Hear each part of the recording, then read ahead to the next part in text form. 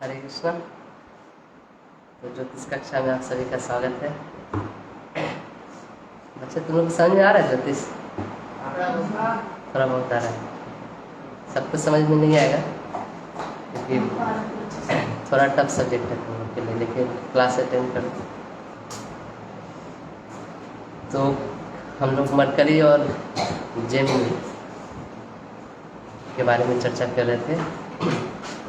Gemini मतलब मिथुन राशि, mercury मतलब बुध।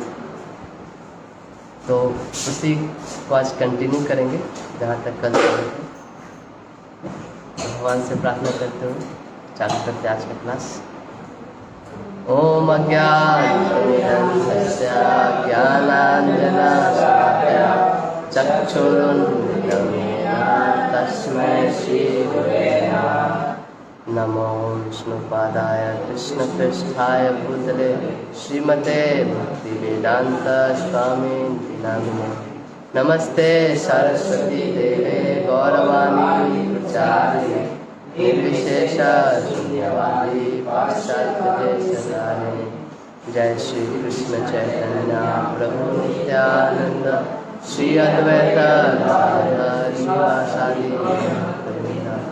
हरे कृष्णा कृष्णा कृष्णा हरे हरे, हरे राम राम राम हरे हरे।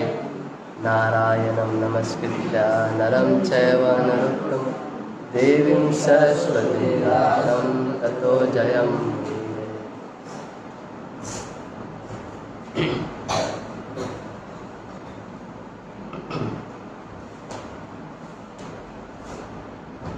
तो आप सभी लोग बहुत अच्छा से पढ़ रहे हैं और बहुत लोग क्वेश्चन ही पूछ रहे हैं, बहुत लोग डाउट्स ही पूछ रहे हैं।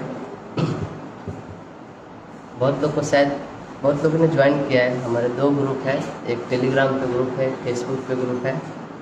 बहुत लोगों ने ज्वाइन किया है और किसी कारण बस बहुत लोग को पता नहीं है या नहीं जानते हैं, तो उनको आज मतलब बता देना चाहता हूँ। अगर आप चाहें तो ज्वाइन कर सकते हैं, क्योंकि बहुत दिनों बाद पता चलता है कि आप ज्वाइन नहीं हो, फिर आप मेरे सब डॉक्यूमेंट और वो चीज़ पूछते जो ऑलरेडी डाला जा चुका है। तो एक आदिदेव एस्ट्रो बोल के हमारा फेसबुक ग्रुप है और एक आदिदेव एस्ट्रो बोल को टेलीग्राम ग्रुप भी है। तो आप दोनों पे ज्वाइन करिए। टेलीग्राम ग्रुप में जो भी हमारा सेशन होता है, जो भी कुछ नोट्स है, ऐसा कुछ इम्पोर्टेंट चीज़ होता है तो उस पर हम लोग शेयर करते हैं। और फेसबुक ग्रुप पे भी कुछ आपने किसी ने नोट्स बनाया, खासकर अगर किसी ने हिंदी में नोट्स बनाया तो शेयर कर सकते हैं।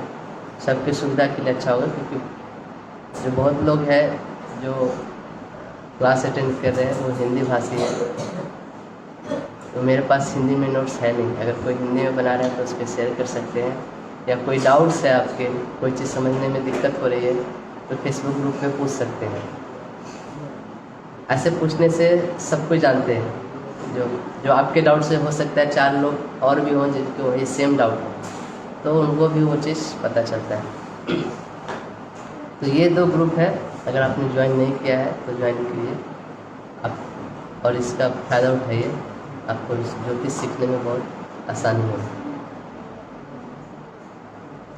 तो आज का क्लास मरकरी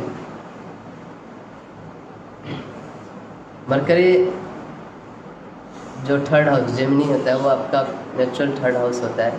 तो आपके स्किल सेट को रिप्रेजेंट करता है, आपके सोल्जर को रिप्रेजेंट करता है, आपके आर्म्स को रिप्रेजेंट करता है।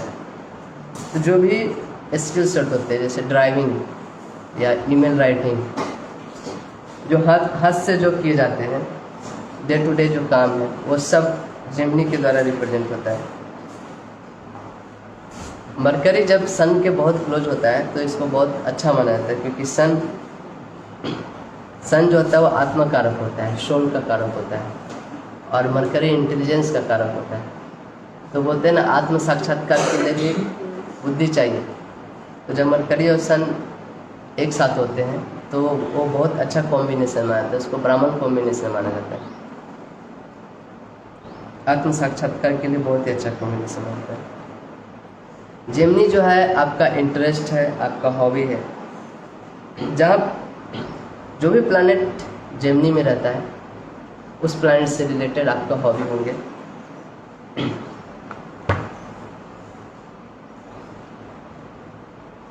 टॉरस एसेंडेंट, टॉरस एसेंडेंट जो लोग होंगे वो फूड के बारे में बहुत बात करते होंगे, फूड के बारे में, मेकअप के बारे में, क्योंकि उनका जेमिनी कहाँ पे आएगा, जेमिनी आएगा दूसरा हाउस में। दूसरा हाउस आपका फेस होता है, आपका फूड होता है, इन सब रिलेटेड वो चीज़ें बात नहीं करेंगे। जुपिटर, जुपिटर जब जेमिनी में रहेगा तो ऐसे लोग दूसरे को बहुत सलाह देंगे, क्योंकि जुपिटर क्या है, विजडम है, एक्सपीरियंस है। तो जुपिटर क्या होता है, वो बहुत जल्दी बिना पूछे भी दूसरे को सलाह देगा, और वो चाहेंगे कि दूसरे मेरे सलाह को माने। मार्स, मार्स जब जेमिनी में रहेगा तो उसके फाइट्स होंगे। किससे फाइट्स होंगे, स्पेशली नेबर्स, जो पड़ोसी है उनसे फाइट्स होंगे, क्योंकि तीसरा हाउस पड़ोसी का घर होता है, जेमिनी हमारे पड़ोसी को दिखाता है। तो मार्स होंगे तो उनसे फाइट होंगे। मार्स अगर तीसरे घर में है तो आपके जो नेबर्स होंगे वो पुलिस में होंगे, पुलिस में होंगे या फिर मिलिट्री में होंगे। ऐसे जहाँ पे भी आप जाओगे आपके नेबर्स, ये आप प्रिडिक्ट कर सकते हो। मार्स इन थर्ड हाउस मतलब नेबर्स आपके पुलिस में होंगे या फिर मिलिट्री, ऐसे किसी जब में होंगे।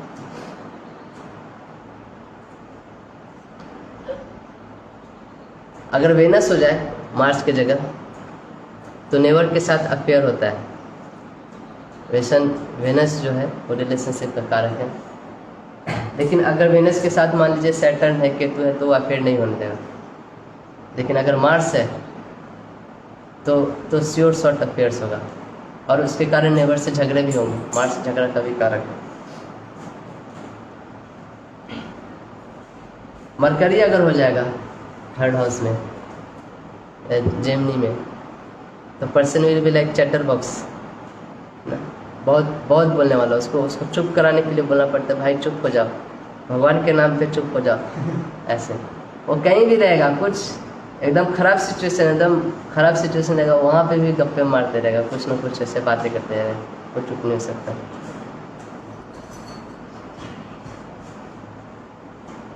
जो मरकरी है, मरकरी आपको मल्टी टैलेंटेड बनाता है। मरकरी का एक क्वालिटी है कि वो कोई भी चीज़ को मल्टीप्लाई करता है, कोई भी चीज़ को बढ़ाता है। एटलीस्ट 3 टाइम्स वो मल्टीप्लाई करता है कोई भी चीज़ को। जैसे मान लीजिए अगर मरकरी के साथ चौथे घर का स्वामी बैठा है, तो हो सकता है आपके पास 3 घर हो, या आपके पास 3 गाड़ियाँ हो, 3 प्रॉपर्टी हो, इस टाइप की चीज़ 3 गुना कर देता है।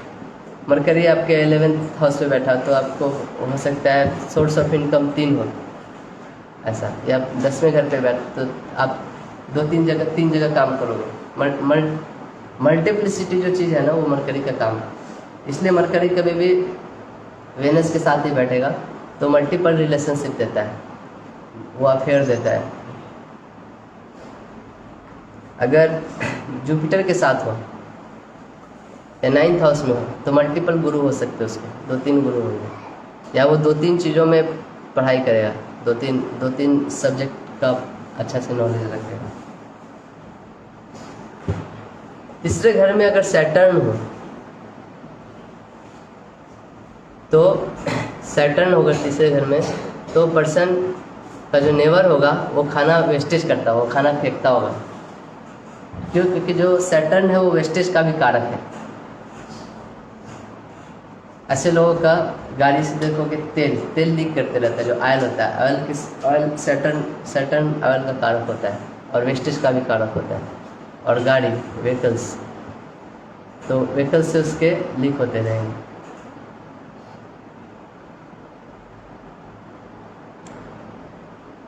जुपिटर हो अगर तीसरे घर में तो इनके घर के आसपास रिलीजियस चीज़ें होंगी, हो सकता है मंदिर हो। नेबरहुड का जो एनवायरनमेंट होगा वो बहुत रिलीजियस होगा, या जो नेबर में जो लोग रहते हैं वो बहुत रिलीजियस होंगे, बौद्ध धर्म को मानने वाले लोग होंगे। अगर वही जुपिटर तीसरे घर में एरीज राशि में हो तो नेबर के साथ फाइट होगा। किस लिए फाइट होगा? कि नेबर इज टू रिलीजियस, इतना क्या ये सब चीज़ करने का ना, हर चीज़ में भगवान को जोड़ने का, उस चीज़ को लेके लड़ाई हो सकता है। I am just telling you this small detail. ये छोटे छोटे डिटेल है, मतलब कि प्रेडिक्शन करने के लिए आप कर सकते हैं, और साथ साथ आपको ये चीज़ कवर भी होते जाएगा, आपको नेचर समझ में आएगा, एरीज राशि का, जुपिटर का, ग्रहों का। तो भला ही हम जेमिनी पर है, लेकिन ये छोटी छोटी चीज़ भी आपको हेल्प करेगा उन सब चीज़ों को समझने के लिए।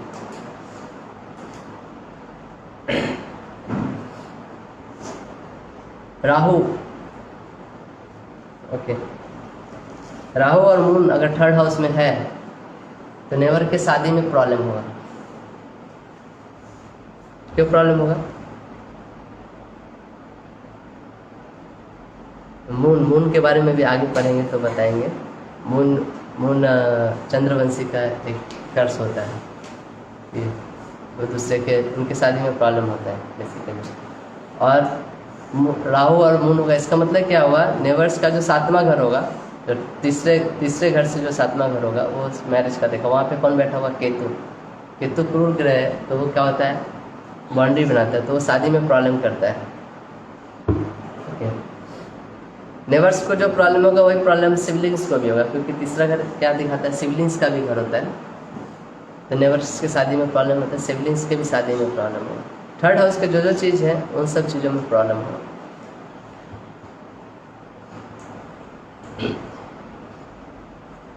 राहु कॉम्बिनेशन है अगर थर्ड हाउस में, या मार्स है, तो ऐसे पर्सन जब ड्राइविंग करते हैं तो ड्राइविंग करते समय बहुत गाली देते रहते हैं बगल वाले को, ना ठीक से चलाने नहीं आता, क्या समझ रहे, क्या है तुम्हारे बाप का रोड है, ऐसे ऐसे जो चीज़ें लोग बोलते हैं। राहु कॉम्बिनेशन है थर्ड, क्योंकि ड्राइविंग स्किल्स है राहु, और मार्स भी रहे तो उसको झगड़ा भी होगा ड्राइविंग करते समय दूसरे से। या फिर कोई मैलिफिक प्लैनेट है, वो तीसरे हाउस से गुजर रहा है, उस समय तो उसको ड्राइविंग नहीं करना चाहिए, क्योंकि उस समय एक्सीडेंट भी हो सकता है, क्योंकि मैलिफिक प्लैनेट का भी नज़र उस पर पड़ रहा है। तो जुपिटर, वेनस, मरकरी और मून, ये चारों अगर हैं तो ये अच्छे नेवर्स देते हैं, हमें अच्छे पड़ोसी देते हैं। वही सैटर्न, राहु, केतु, मार्स, ये सब रहे तो ये खराब नेवर देते हैं। मार्स और राहु मतलब कि आदमी बहुत फास्ट ड्राइविंग भी करेगा, मार्स एंड राहु। कल मैंने एक स्टोरी बताया था कि मरकरी जहाँ पे भी रहेगा 29 ईयर्स में वो एक्टिवेट होता है, और he will ask for sacrifice for something higher, to accomplish something higher in the life. तो 29 ईयर्स से मरकरी एक्टिव होता है, और अगले 6 साल के लिए ही demands you to do some sacrifice for higher cause.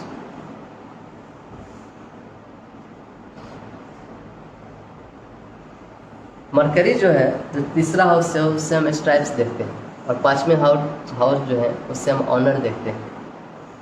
तो मरकरी की दशा में तो जो तीसरा हाउस है वो आपको सोशल स्टेटस भी दिखाता है। मरकरी आपके सोशल स्टेटस के बारे में भी बताता है। लाइक बीवी रमन, जिनका बुक हम लोग पढ़ते हैं, हाउ टू जज अ हॉरोस्कोप, और उन्होंने बहुत सारे ऐसे बुक्स लिखे हैं। तो वो एक एस्ट्रोलॉजी के बहुत बड़े आचार्य हुए, उनका जो कंट्रीब्यूशन है एस्ट्रोलॉजी के फील्ड में। और मैं समझता हूँ जो लोग भी एस्ट्रोलॉजी पढ़े होंगे वो बीवी रमन सर का बुक तो ज़रूर पढ़े होंगे। तो उनके तीसरे हाउस में एरीज का साइन था, और उसका जो third house shows your hobby. तो उन्होंने बुक लिखा, थर्ड हाउस आपका पेपर वर्क भी दिखाता है, आपका कम्युनिकेशन दिखाता है, आपका बुक राइटिंग, ये सब चीज़ें भी थर्ड हाउस दिखाता है। तो थर्ड हाउस का जो लॉर्ड था वो 7वें घर में था। 7वां घर जो होता है वो आपको फेम को दर्शाता है, आपके ग्लोरी को दर्शाता है। तो he became famous by writing that book, और whatever, he wrote many books. His contribution is so much in the astrology, and he predicted about Second World War. When he predicted about Second World War, he became very famous after that. You know. उनका देखो तीसरे घर का जो स्वामी था वो 7वें में था, और 7वें घर का जो स्वामी था वो 6ठे घर में था। 6ठा घर क्या चीज़ का होता है? शत्रु का घर होता है, फाइटिंग का घर होता है, रोग ऋण शत्रु बोला जाता है उसको। और तीसरा घर में क्या था? एरीज था। सो he wrote book on astrology. He became famous by predicting about the wars which are seen from the 6th house. तो ऐसे आप कॉम्बिनेशन देख सकते हैं। Osho Rajneesh 3rd house Jupiter, and 3rd house lord in 8th house. तो 3rd house में Jupiter है, तो जुपिटर मतलब he will speak something about religious scriptures, spirituality. And 3rd house lord being in 8th house. 8th house represent occult sciences, very deep knowledge. So he became famous after speaking about occult sciences. ना ओशो रजनीश ऐसे चीज़ों के बारे में जो spirituality से related हो, occult से रिलेटेड हो, like that.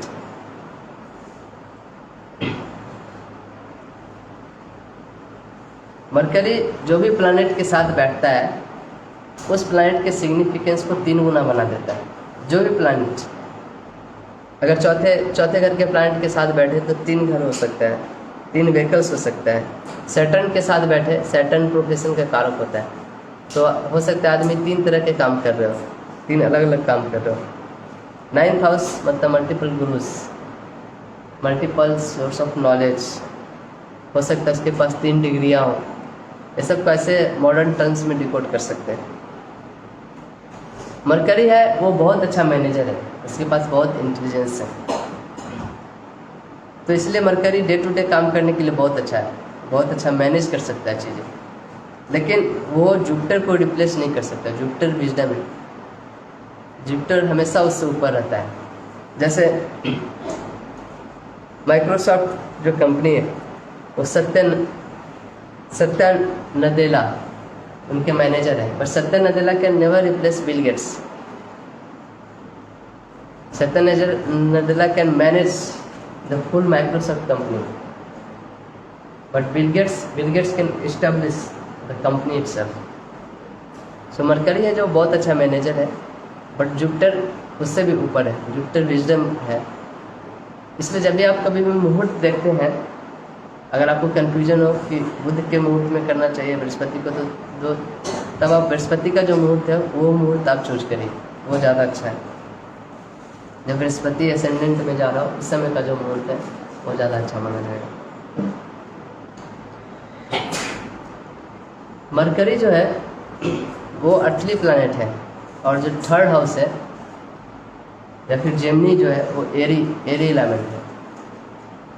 That's why 3rd house or these things represent hobby, creativity, artistic nature. All these things are represented by Gemini. So mercury जब पीसेस में जाता है तो वो डेबिलिएटेड हो जाता है, क्योंकि पीसेस कैसा साइन है? पीसेस जो आइसोलेशन का साइन है, एकांत में रहने का साइन है, एग्जिट का साइन है। आश्रम्स, जो भी चीज़ें एकांत में होती है, हॉस्पिटल्स, ये सब चीज़ें पीछे। और मरकरी क्या है? वो कम्युनिकेशन है। तो कम्युनिकेशन का स्वामी अगर एकांत में चला जाए तो वो डेबिलिएटेड हो जाएगा, क्योंकि वो चाहता है हमेशा बात करे, कुछ कम्युनिकेट करे, इसलिए वो पीसेस में जाके डेबिलिएटेड हो जाता है।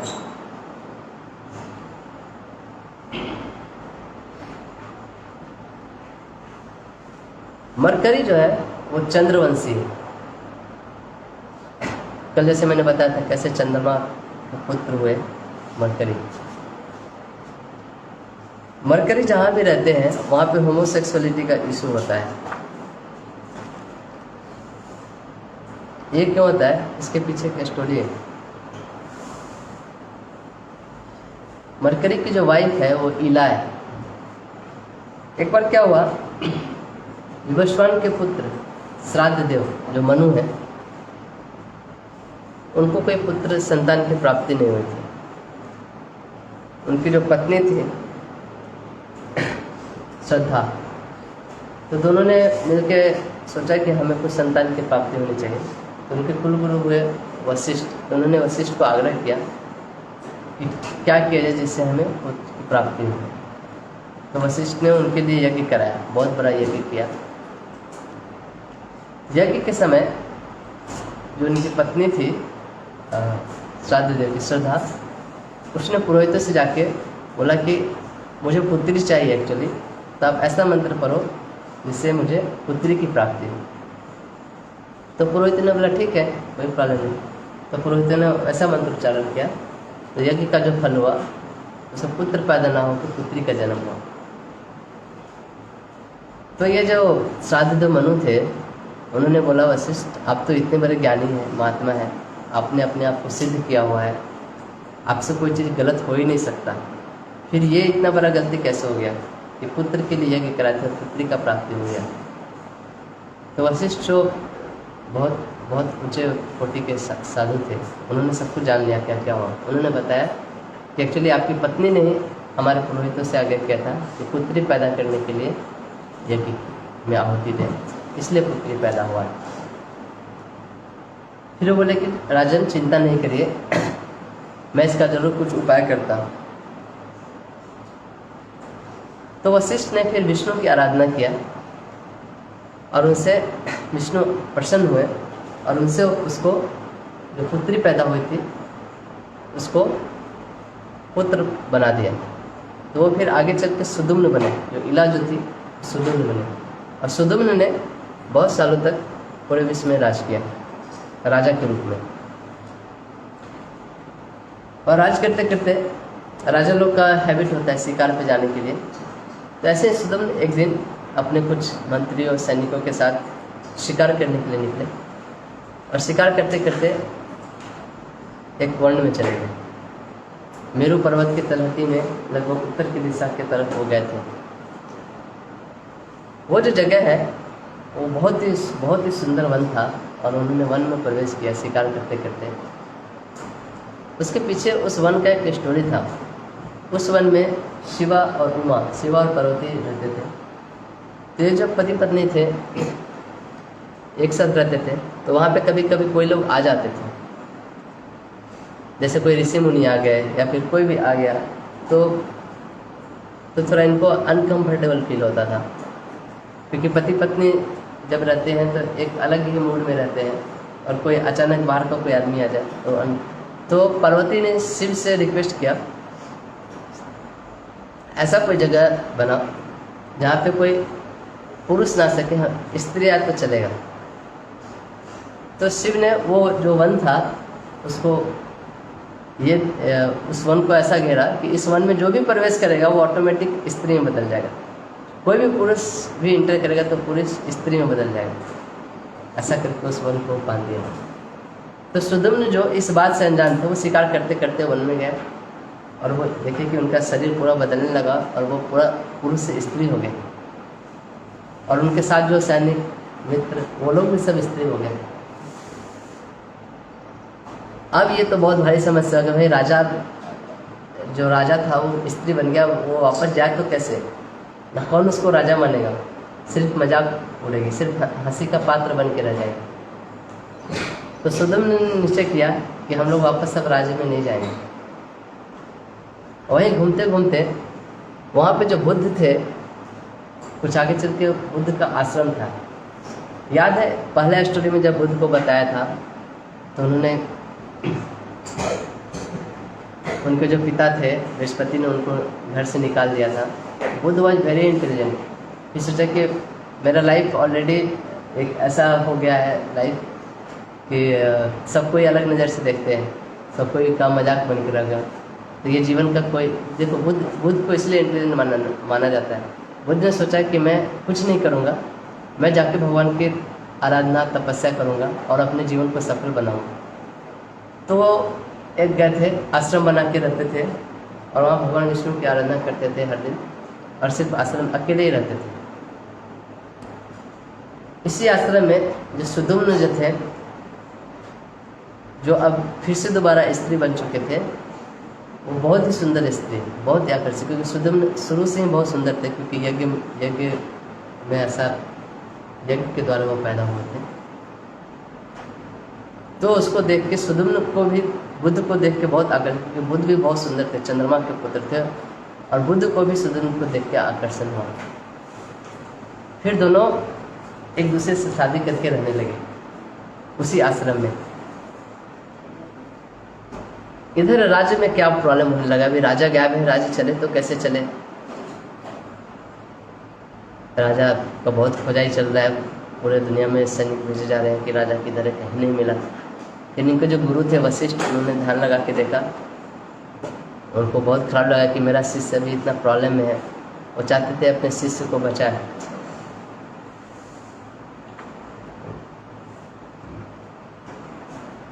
इधर क्या हुआ,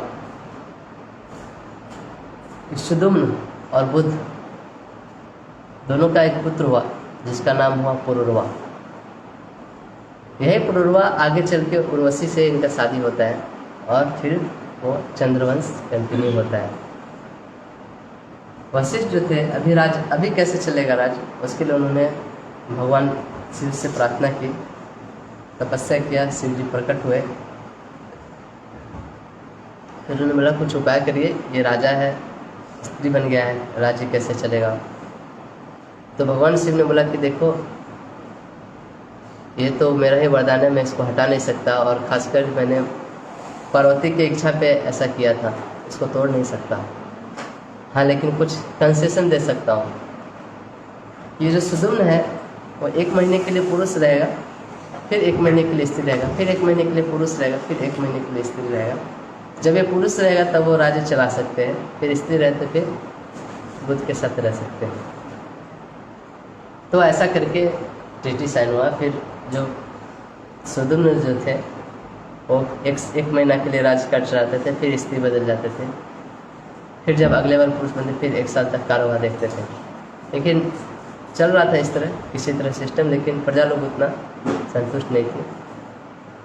और जब ये सुदुम्न बूढ़े हो गए, फिर इन्होंने अपना सारा राजपाट पुरुरवा को दे दिया, और फिर ये भी वानप्रस्थ को धारण किए जंगल में गए और फिर तपस्या में करने लगे।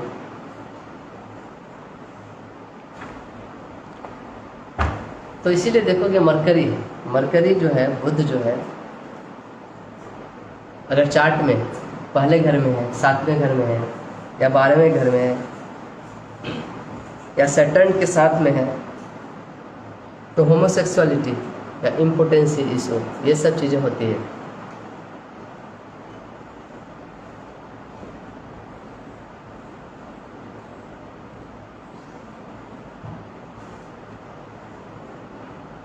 एक चंद्रवंशी भी है। चंद्रवंशी जो भी, तो उनको वाइफ के साथ प्रॉब्लम होते हैं, उनको मैरिज में प्रॉब्लम होती है। जब चंद्रमा के बारे में पढ़ेंगे तो हम बताएंगे चंद्रवंशी का क्या क्या कर्स है। जैसे मैंने शुक्रवंशी का बताया, वैसे चंद्रवंशी का भी कर्स है। जिनके लग्न में मरकरी होता है या 7th हाउस में होता है, जो लग्न डिग्री के बहुत अगर क्लोज हो, तो ऐसे लोग हमेशा यंग दिखते हैं। तो मरकरी बच्चा है तो ऐसे लोग बहुत ही यंग दिखते हैं हमेशा। आप देखोगे बहुत सारे लोग बड़े भी हो जाते हैं तो भी बच्चे की तरह दिखते हैं। अगर मरकरी रेट्रो हो तो और भी उनके तो दाढ़ी मूंछ भी नहीं उगते, इतना बच्चे की तरह दिखते हैं, इतना यंग दिखते हैं। मतलब कि शुरू से लेकर लास्ट तक, मरने तक भी वो यंग ही दिखेंगे। उनका उम्र 40-50 हो जाएगा तो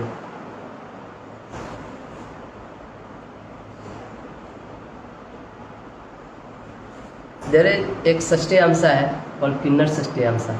अगर ये 7वें घर में पड़ता है तो वो आदमी बहुत अच्छा डांसर बनता है।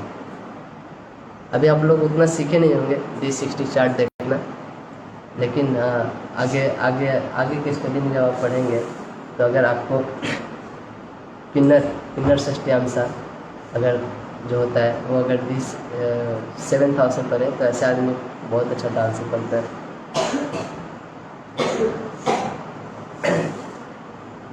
Mercury represent antioxidants elements. Antioxidants elements शरीर के लिए बहुत अच्छा होता है। आयुर्वेद में जैसे आंवला हुआ, आंवला को आयुर्वेद में बहुत इम्पोर्टेंस दिया जाता है। क्योंकि ये आपके शरीर के ये ऐसा रस है, ये रस तत्व में आता है, ऐसा रस है जो आपके शरीर के एजिंग को रोक सकता है। आंवला, कि आप यंग दिखोगे।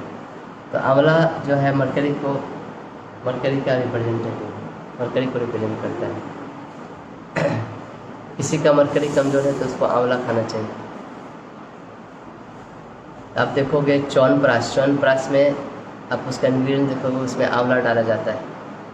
आंवला बहुत इंपॉर्टेंट है, मरकरी का प्रोडक्ट। कल किसी ने क्वेश्चन पूछा था, स्टैमरिंग प्रॉब्लम है तो क्या करना चाहिए। स्टैमरिंग प्रॉब्लम मरकरी और केतु के होने से होता है।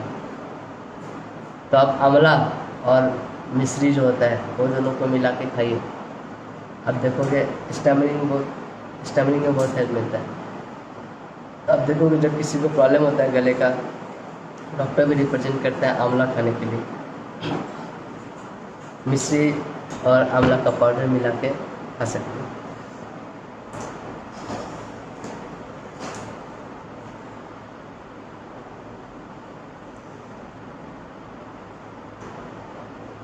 जब भी आप किसी के, जैसे मैं बताया कि होमोसेक्सुअलिटी और इम्पोर्टेंसी का प्रॉब्लम होता है, कभी भी आप ऐसे प्रेडिक्ट नहीं करें सबके सामने में कि लोग एग्री नहीं होते हैं, क्योंकि ये ऐसा प्रॉब्लम है सबके सामने ऐसे प्रेडिक्ट नहीं कर सकते। आप उनसे प्राइवेटली पूछ सकते हो, बाद में वो लोग एग्री करेंगे। मैंने भी एक दो लोगों का ऐसा देखा, तो मेरे को ऐसा अनुभव हुआ कि ऐसे पूछना नहीं चाहिए, लेकिन बाद में वो एग्री होते हैं। आप उनसे प्राइवेटली जाकर पूछो कि कुछ प्रॉब्लम है तो आप बताएंगे आपको। मरकरी और मून कॉम्बिनेशन,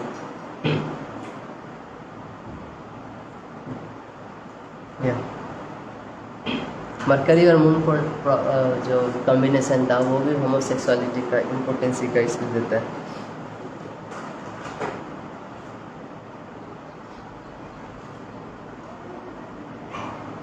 जितने भी चंद्रवंशी फीमेल होते हैं, जो जितने भी चंद्रवंशी औरतें होते हैं, अब देखो चंद्रवंशी का एक कॉमन ट्रेड देखोगे, चंद्रवंशी का हमेशा औरतों के साथ कुछ ना कुछ इशू रहता है, कुछ ना कुछ प्रॉब्लम रहता है। पांडु चंद्रवंशी थे, भीष्म पितामह चंद्रवंशी थे, अर्जुन चंद्रवंशी थे, पुरुरवा चंद्रवंशी थे, चंद्रमा तो है ही, बुध। तो ये कर्ष चंद्रवंशी जो भी होते हैं वो उनका औरतों का कर्ष है। तो जो भी आपके चार्ट में अगर ऐसा दिखे, बुध और चंद्रमा का कॉम्बिनेशन ऐसे कुछ, तो ऐसे लोगों को औरतों का बहुत इज्जत करना चाहिए, उनसे बहुत अच्छे से बात करना चाहिए, उनसे एक रिस्पेक्टफुल नज़र से देखना चाहिए, एक सेवा के नज़र से देखना चाहिए। ये एक रेमेडी है चंद्रवंशी के लिए। अब देखोगे भीष्म पितामह भी को भी श्राप मिला था, किसके कारण? अम्बा के कारण।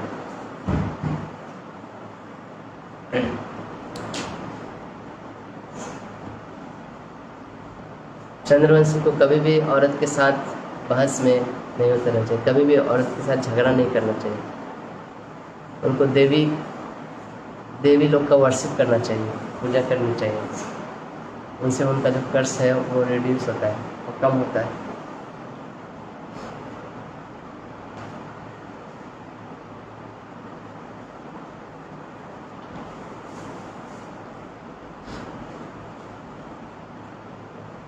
मरकरी एक बच्चे की तरह है, जैसे बच्चा बहुत चंचल होता है, किसी का बात जल्दी सुनता नहीं है, या उसको जो बोले ऐसे ना करो तो वो ऐसे ही करता है।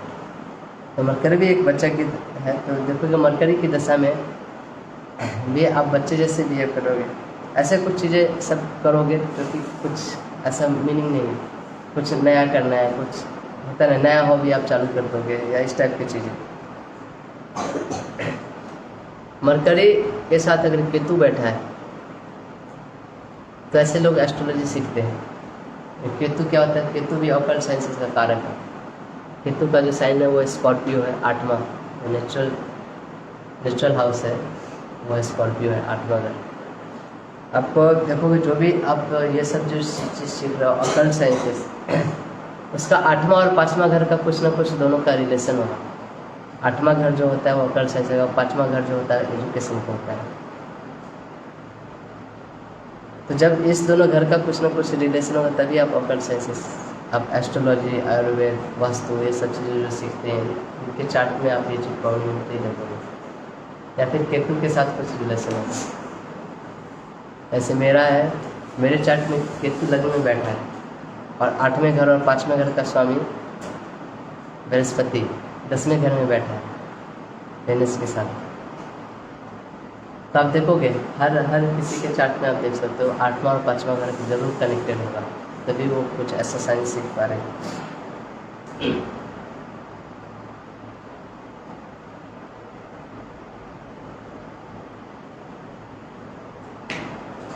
मरकरी और वेनस, मरकरी और वेनस अगर तीसरे घर में हो तो ऐसे लोग पोइट्री लिखते हैं, कविता लिखते हैं, गाने लिखते हैं। क्योंकि वेनस क्या है? वेनस संगीत है, वेनस आपका सुर है और मरकरी जो है आपका क्रिएटिविटी है, मतलब कि इट प्रोवाइड्स इंटेलिजेंस। तो ऐसे लोग को देखोगे ऐसे बैठे बैठे ही कुछ बना देते हैं, कपलेट्स जो बोलते हैं दोहे बना देते हैं ऐसे। हमारे यहाँ एक डिवोटी है, उनके इसमें तीसरे घर में मरकरी है, उनका बलभद्र प्रभु का। आप उनको देखोगे बहुत सारे चीज़ वो ऐसे लिखते रहते हैं, पोइट्री टाइप का। वो ऐसे ही बैठे बैठे हर दिन वो चाहे तो ऐसे कपलेट बना सकते हैं। ये उनका ये मरकरी ऐसे खुद को रिप्रेजेंट करता है जो उसके नेचर का नहीं है।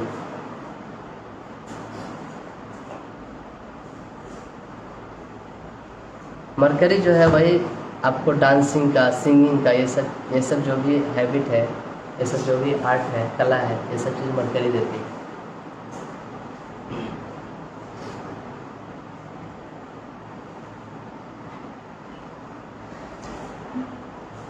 Just question. हाँ, क्वेश्चन है तो कुछ हाँ बोलिए। If Sun, Mercury, Mars and Venus are in Aries sign, then what's the effect? सन कौन सा?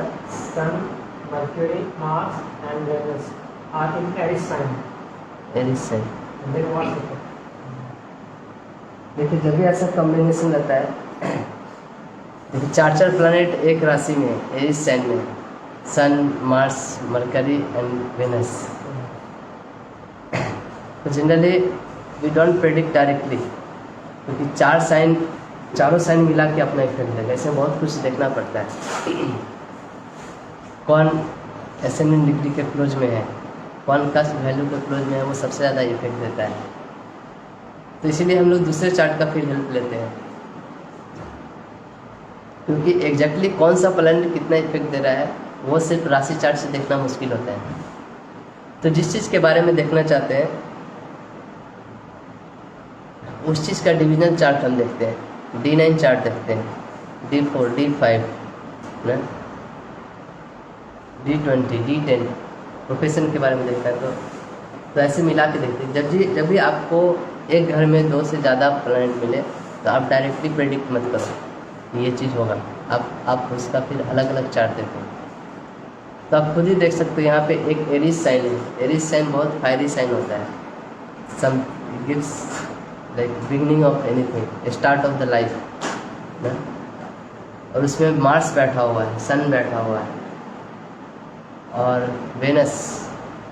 तब देखोगे मार्स जो है मार्स बहुत ही, और जो सन है, सन बहुत एग्जाल्टेड होता है यहाँ पे एरिस साइन, और मार्स का तो खुद का वो राशि है ऑन साइन।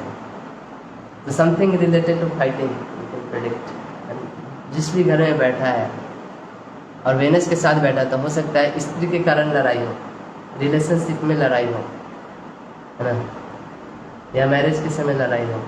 आपको ये भी देखना पड़ेगा कौन से घर में बैठा है। तो there is planets, there is science and there is houses, 3 चीज़ें। तो सबसे पहले साइन देखते हैं और फिर हाउसेस देखते हैं।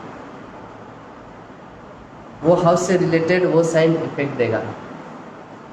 जैसे मान लीजिए किसी के चौथे घर में मार्स बैठा है, ठीक है, और लिब्रा राशि है, उसमें मार्स बैठा है।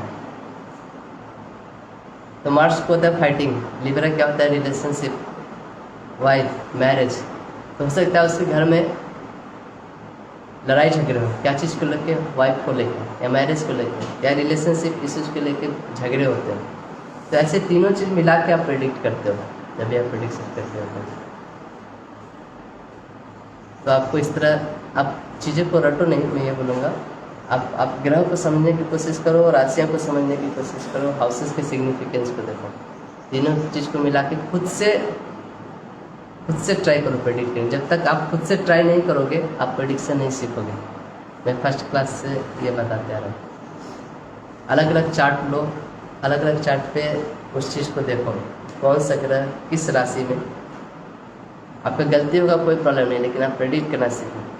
आप एक चार्ट लो, उस पर 50 प्रेडिक्शन लिखो और भेजो ना, ग्रुप में डालो, ऐसे पूछो लोगों से कि मैंने ये चीज़ के कारण ये प्रेडिक्शन ये सही है गलत, तो आपको अच्छा रहेगा। आप भी सीखोगे, दूसरे भी उससे सीखेंगे। एक माता जी थी, उसने without planet, blank chart prediction जिसको बोलते हैं, प्लानेट को बिना सिर्फ राशि से उन्होंने एक चार्ट में 150 प्रेडिक्शन लिखा था। सोच रहे हो आपको प्लानेट की भी जरूरत नहीं प्रेडिक्शन करने के लिए, सिर्फ राशि ही इतना काफ़ी है। सिर्फ राशि देख के आप इतने सारे प्रेडिक्शन कर सकते हो। हम लोग क्या होते हैं सीधे ऊपर तक जंप करना चाहते हैं, सीधे प्लानेट फिर नक्षत्र वहाँ तक चले जाते हैं, और ज़रूरत ही नहीं है। एक्चुअल सिर्फ राशि देख के आप प्रेडिक्शन कर सकते हो, कौन से घर में कौन से राशि बैठी है, और उसके ऊपर फिर प्लानेट डालिए। जो प्लानेट जो होते हैं वो डिलीवरी एजेंट होते हैं आपके, जो वो राशि उस घर में जो इफेक्ट दे रहा है उस चीज़ को वो प्लानेट अपने तरीके से आपको डिलीवर करेगा, अपने नेचर के अनुसार वो डिलीवर करेगा। ठीक है, और कोई क्वेश्चन है?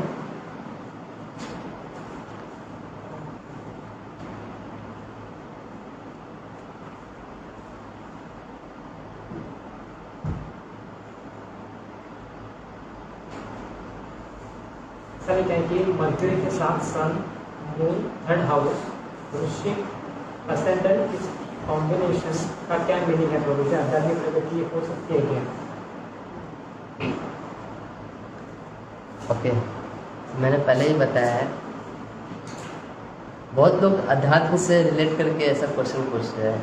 मैंने इससे पहले भी एक दो लोग ऐसा पूछे हैं, आज थोड़ा मैं इस पर बता देना चाहता हूँ कि अध्यात्म का जो आपका जो भक्ति का जो चीज़ है ना, वो आपके इस एस्ट्रोलॉजी से कर्मा से कुछ रिलेशनशिप नहीं है।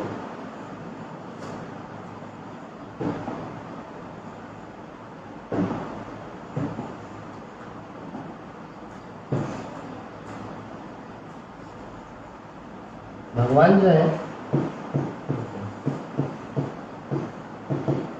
क्या है? सच्चित आनंद है, सत प्लस चित प्लस आनंद। और जो जीव जो है वो क्या है? भगवान का अंश है।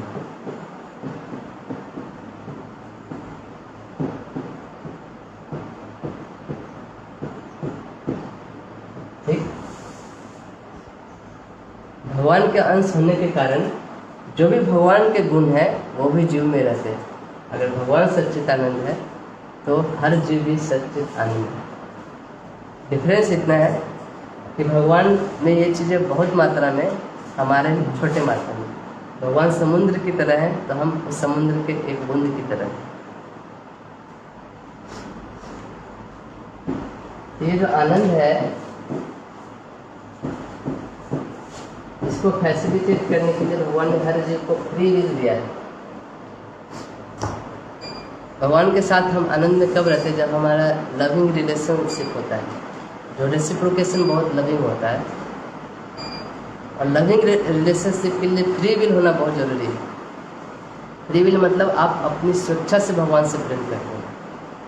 ऐसा नहीं कि कुछ कंप्यूटराइज्ड कर दिया, या फिर होता है ना रोबोट बना होता है उसको कंप्यूटर प्रोग्रामिंग किया रहता है, जैसा प्रोग्रामिंग किया रहता है वो वैसा ही एक्टिंग करता है। ऐसा नहीं, प्रोग्रामिंग किया हुआ रोबोट आपका हर सेवा कर दे, जो चीज़ चाहे आपके से, लेकिन वो आपसे प्रेम नहीं कर सकता, क्योंकि वो प्रोग्राम है चीज़ें, वो अपना फ्री विल यूज करके प्रेम नहीं कर रहा है। ये जो फ्री विल है ये हर जीव के पास है, ठीक।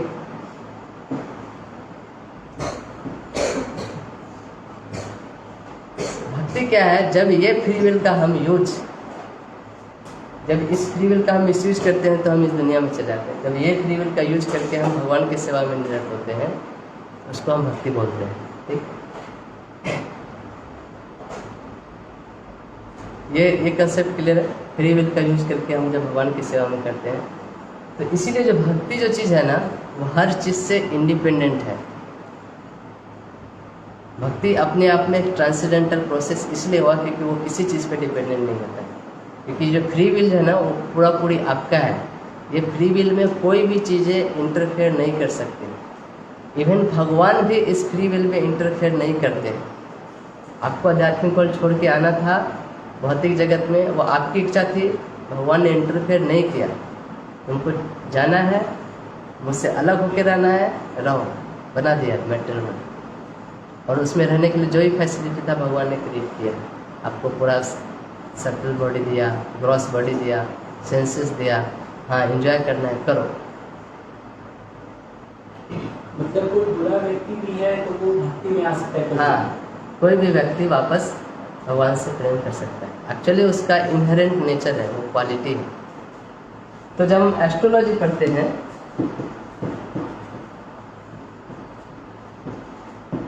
ये क्या है, हमारा जो कर्म है, कार्मिक रिएक्शंस, हमने जो कर्म किया है उसके बारे में ब्यौरा देता है। जो भी हम अपना फ्री विल का यूज करके जो भी कर्म किए हैं, उस कर्म का फल बताता है। आपके चार्ट में कौन से राशि कहाँ पे है, कौन से ग्रह किस डिग्री पे बैठे हैं, वो आपके कर्मों का ही फल होता है। इसमें किसी का दोष नहीं है और किसी का हाथ नहीं है। आपने ही जो किया है उसी चीज़ को आके वो ग्रह डिलीवर कर रहे हैं, आपको दे रहे हैं। जैसे आपने चिट्ठी लिखा है उस आदमी को, तो बीच में पोस्टमैन होता है, वो जाके डिलीवर करता है। और पोस्टमैन जो कुछ भी अच्छा न्यूज़ भी देता है तो अच्छा है। ऐसा नहीं कि पोस्टमैन कभी ख़राब न्यूज़ दिया तो आप पोस्टमैन को गुस्सा नहीं करते कि यार ख़राब न्यूज़ क्यों दिया। वो तो सिर्फ अपना काम कर रहा है, आपके फैमिली ने जो लिखा है आपको आके डिलीवर कर रहा है। तो उसी तरह जो ग्रह नक्षत्र है, कोई भी बुरे नहीं है। जब मैं कुबेर ग्रह बोलता हूँ या स्वामी ग्रह बोलता हूँ, ये बुरे नहीं है, वो उनका नेचर, वो पोस्टमैन है। वो जस्ट आपके चीज़ों को अपने वैसा काम किया है, इसलिए वो वहाँ पे जाके बैठे हैं और वो आपको डिलीवर कर रहे हैं। बेसिकली प्रॉब्लम क्या है, आपने फ्री विल को जिस तरह यूज किया कर्म के लिए। अब कर्म को 3 भागों में डिवाइड किया जाता है। एक होता है कर्म, एक विकर्म एंड अकर्म, ठीक। कर्म मतलब कर्म योगी बोला जाता है, जो कुछ भी प्रिस्क्राइब्ड है स्क्रिप्चर के अनुसार, भगवान के अनुसार वो कर्म करते हैं, उसका हमें अच्छा फल मिलता है। मैं बहुत मोटा मोटी समझा रहा हूँ, एक्चुअली सब तो बहुत डिटेल में। विकर्म वैसे कर्म है जो प्रिस्क्राइब नहीं है, वो चीज़ करने से आपको पाप लगता है ना? आप अच्छे कर्म करोगे तो अच्छा फल मिलेगा, खराब कर्म करोगे तो खराब फल मिलेगा ना? लेकिन दोनों का फल मिलेगा। ऐसा नहीं कि अच्छा और खराब मिलके एक दूसरे का कैंसिलेशन नहीं करेंगे। होता है ना, +5 और -2 तो = 3, ऐसा नहीं। ये अल्फा है तो ये बीटा है, ये हमेशा अल्फा + बीटा ही रहेगा। ऐसा नहीं कि अल्फा - बीटा = कुछ घट जाएगा। आप जितना अच्छा कर्म करोगे उतना अच्छा फल मिलेगा, जितना खराब कर्म करोगे उतना खराब फल भी मिलेगा, दोनों ही मिलेंगे। तो ये जो कर्म है दोनों, वो हमको क्या करते हैं, बेसिकली इस संसार में बांध के रखते हैं। इसको संसार में आपको बांध के रखते हैं। आप अच्छे कर्म करो या खराब कर्म करो, बंधोगे तो आप स्वर्ग में भी चले जाओ तो भी आप बंधे हो, क्योंकि आपके पुण्य कर्म खत्म हो जाएगा तो फिर से वापस आपको पृथ्वी पे आने पड़ते हैं। तो ये आपकी क्या है, करेंसी है, क्रिप्टो करेंसी आजकल चल रहा है। आप अच्छे कर्म करो तो अच्छे वाले करेंसी मिलते हैं, खराब कर्म करो तो आपका बैंक बैलेंस कम होता है। ठीक, तो आप ये जो क्रिप्टो करेंसी है आप हमेशा अपने साथ लेके चलते हो। और ये कैसे जनरेट होता है, आप अपना फ्री विल यूज करके ये सब चीज़ें क्रिएट करते हो। तो क्या होता है, जैसे मान लीजिए आपने बहुत पुण्य का काम किया, आपके पास बहुत सारे, आपके पास सपोज करो 5,000 रुपये कमाया आपने पुण्य कार्य करके, ठीक है, जस्ट एक मेटेरियल में कैलकुलेशन। आप कोई शहर घूमने गए, आपको होटल में रहने का मन किया, तो होटल वालों ने बोला ये 1 रात रुकने का 500 रुपया। ठीक, तो आपके पास सिर्फ 5,000 रुपया है, मान लो 5,000 पुण्य है, तो 500 रुपये पर डे के हिसाब से आप होटल में सिर्फ 10 दिन रुक सकते हो। ठीक, आपके जब 5,000 खत्म हो जाएंगे तो होटल वाले आपको बाहर निकाल देंगे, आप जाइए, फिर आप वापस लौट के घर पे चले आओ। तो जब आप कोई पुण्य काम करते हो, कुछ अच्छा काम करते हो, तो आप सब लोग मिल जाते हो। लोग बोलते हैं ना, मरने के बाद स्वर्ग चले गए, बहुत पुण्यवान थे, इनको जरूर स्वर्ग मिला होगा। तो आपके जब पुण्य खत्म हो जाते हैं, पुण्य जब छीन हो जाते हैं, फिर से आप वापस अर्थ में आ जाते हो, फिर से आप उसी चक्कर में पड़ जाते हो। इसलिए अच्छा कर्म करो या खराब कर्म करो, इससे कोई फर्क नहीं पड़ता, आप हमेशा बंधे हो, आप हमेशा इस सिस्टम में बंधे हो। आप बोलोगे कि मैं लोहे के चेन से बंधा हूँ या सोनू के चेन से बंधा हूँ, ज़्यादा मैटर नहीं करता। मैटर क्या करता है कि आप भी बंधे हो। आप लोग अभिमान करते हैं कि देखो मैं सोने के चेन में बंधा हूँ। अरे सोने के चेन में बंधे तो क्या बंधे तो हो ना, सबसे बड़ा प्रॉब्लम वो है, उसको पहले सॉल्यूशन निकालो। तीसरा आता है अकर्म। अकर्म वैसे कर्म होते हैं जिसका न पुण्य मिलता है न पाप लगता है। ये कर्म ट्रांसेंडेंटल होते हैं।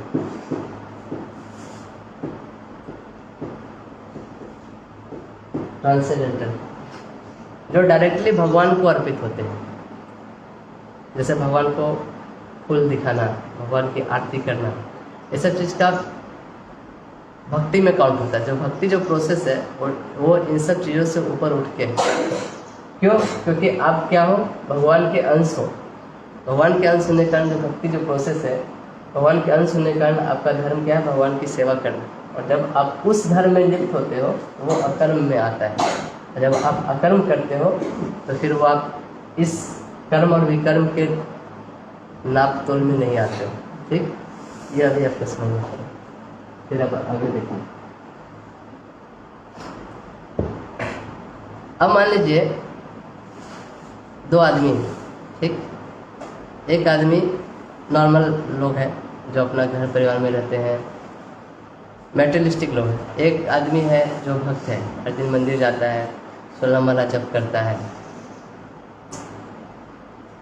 तो मान लीजिए जो नॉर्मल लोग हैं, जो मेटेरियलिस्टिक लोग हैं, वो साइकिल में पैडल मारता है, तो साइकिल आगे की तरफ जाएगा कि पीछे की तरफ जाएगा? आगे की तरफ जाएगा। ठीक, अब उस आदमी को उतार दिए। दूसरा जो आदमी है जो भक्त है, जो प्रैक्टिस करता है, माला करता है, जप करता है, वो साइकिल में पैडल मारेगा, साइकिल आगे की तरफ जाएगा कि पीछे की तरफ जाएगा? आगे की तरफ जाएगा। क्या पीछे नहीं जाएगा? क्या वो चैंटिंग करता है ना। तो ये समझना पड़ेगा, आपका जो भक्ति का जो प्रोसेस है उस साइकिल से कुछ लेना देना नहीं है। साइकिल एक मशीन की तरह काम करता है। ठीक, आप 16 माला करो या ना करो, साइकिल एक मैकेनिज्म पे काम करता है। उसमें जैसा मैकेनिज्म बनाया हुआ वो हमेशा उसी तरह वर्क करेगा। कोई आदमी आग में हाथ डालता है, उसका हाथ जलेगा? जलेगा? कोई आदमी 16 माला करता है, उसका आग में हाथ डालेगा तो हाथ जलेगा? जलेगा? जब माला लेकर डालेगा तो जलेगा? पक्का? काहे जल जाएगा? वो तो भक्ति कर रहा है ना। नहीं, भक्ति का इससे कुछ लेना देना नहीं है। इसी तरह ये जो मटेरियल मशीन है, ये जो भौतिक जगत है, वो एक प्रोसेस है, वो एक रूल्स एंड रेगुलेशन, वो एक सिस्टम पे काम करती है।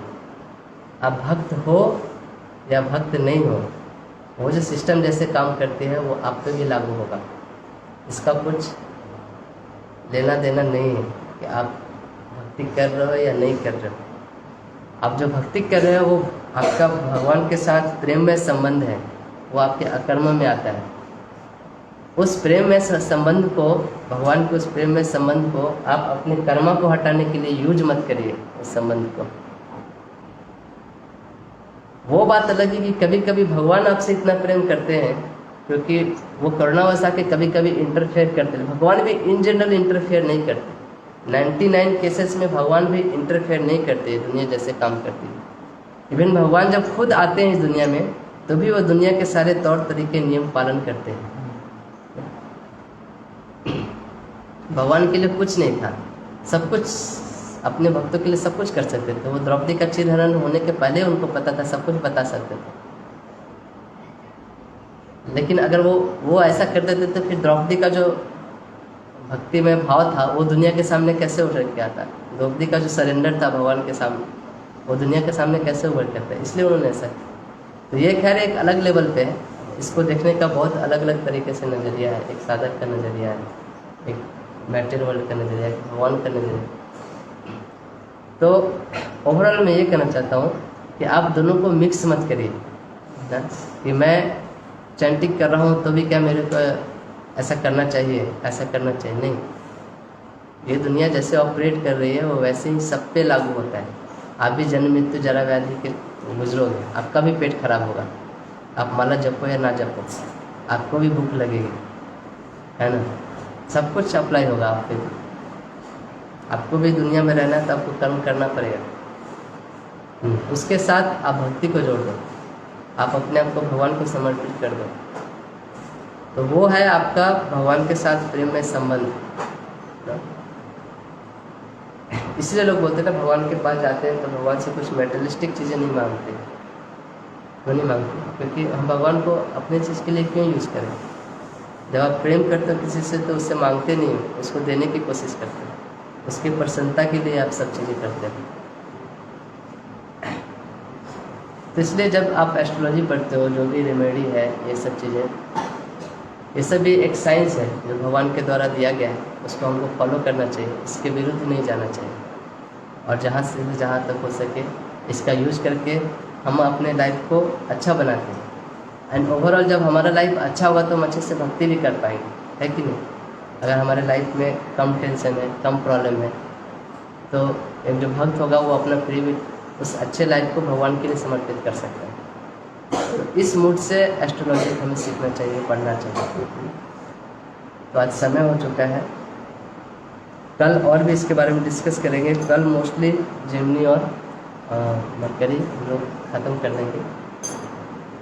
तब तक के लिए धन्यवाद आप सभी का। हरे कृष्ण।